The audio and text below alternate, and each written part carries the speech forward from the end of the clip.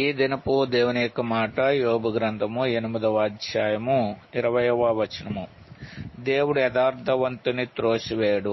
యథార్థవంతుని యోబు యథార్థమైన జీవితం కలిగినటువంటి వాడు కాబట్టి దేవుడు యోబుని జ్ఞాపకం చేసుకుని ఆ దేశంలో ఉన్న వారందరికంటే అతడే గొప్పవాడగినట్లుగా ఆశీర్వదించినట్లు మనం చూడగలుగుతున్నాం.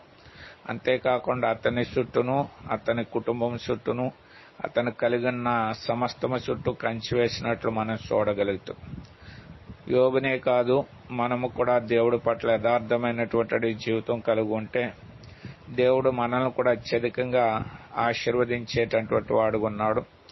మన చుట్టూ, మన కుటుంబం చుట్టూ, మనకు కలుగున్న సమస్తము చుట్టూ కూడా కంచి వేసి తన కాపుదల భద్రపరిచేవాడు ఉన్నాడు.